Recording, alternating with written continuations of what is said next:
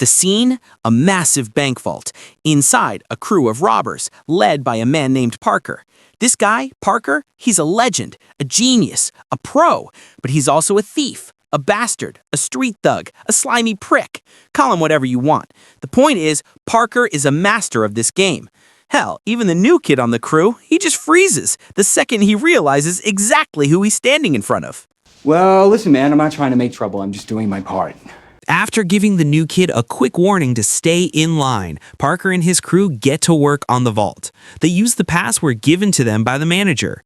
Meanwhile, outside, a guy shows up. He's a security guard for this place, but he's off duty, just stopping by with his family. He spots the strange cars parked out front of his workplace and instantly realizes a robbery is in progress. But instead of calling the cops, the guard sees an opportunity. He plans to rob the robbers right as they're walking out. What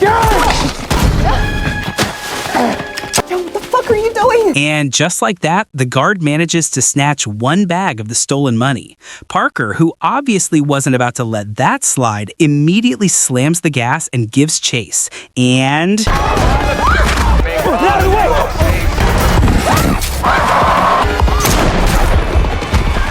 The chase ends at a racetrack. This is where Parker finally catches the guard, shoots him dead, and takes his money back. But then he spots the guard's wife and kid. Parker, showing he still has some kind of conscience left, tosses them a stack of cash. Call it compensation for the guy's life. Back at the safe house, Parker's close friend Pill gets patched up immediately. He took a bullet during the job. Now, remember those 4 new recruits on the team? One of them, a woman named Zen, starts acting really suspicious. And then suddenly... Hours after he fell into the river and his crew, including Pill, were murdered by that traitor Zen, Parker wakes up at his go-to hotel. He's not there to rest. He's there to grab his personal stash, which he kept hidden behind the wall in one of the rooms. He tosses down a stack of cash to cover the damages and just walks right out.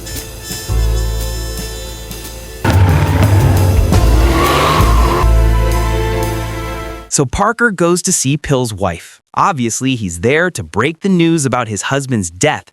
But aside from being the bearer of bad news, Parker has another agenda. He's digging for information on the traitor, Zen. See, Zen was the new recruit that Pill himself had brought into the crew.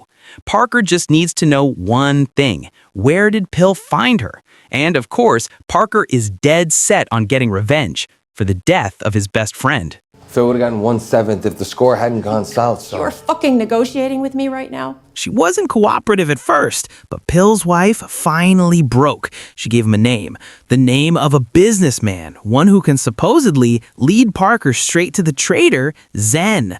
And right before he left, she made one request. Make sure you kill the person who murdered my husband.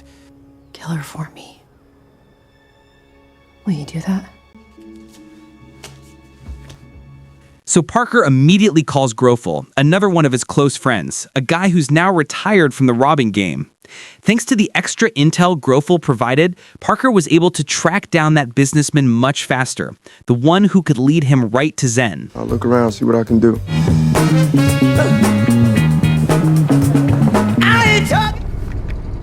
This will also make a hole in your stomach. The fuck are you? And just like that, Parker finds the businessman by posing as his personal driver. After a little persuasion, the guy finally talks. He reveals who Zen really is. Turns out, she's an elite operative working for a brutal South American dictator.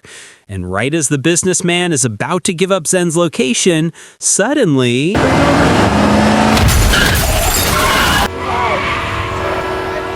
And just like that, an elite kill squad storms in. They were obviously sent by Zen to take Parker out. But...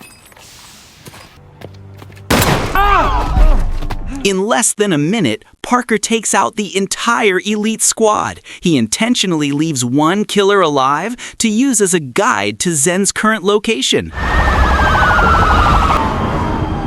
I need to go there. Cut to an empty building. Zen is there with Bosco, a heavyset guy who's holding a set of blueprints. This is where it's revealed Zen is after something much bigger, a score with a massive, fantastic payout. Simply put, Zen only pretended to join Parker's crew so she could steal their money. She's using that cash as seed capital to fund this new, bigger job. And Bosco, he was paid a fortune to get her the blueprints for it. Exact detail. Everything you need to do the job. And just as Zen and Bosco were about to leave, Parker shows up, looking for his revenge. Bosco starts running his mouth, so Parker just shoots him dead. The problem is, Parker had no idea that Zen had already transferred all that stolen money to Bosco as payment for the map. Some, yeah. You have any fucking idea what you've done? Go ahead. All that effort, all of that money is fucking gone now. I fucking bang! Parker demands an explanation. Why did she kill his friend, his crew? So Zen tells him the truth, the whole story, from the beginning. It starts in her home country in South America. There's a sunken treasure called the Lady of Arentero, a plane wreck filled with priceless relics, diamonds, and statues. We're talking billions of dollars.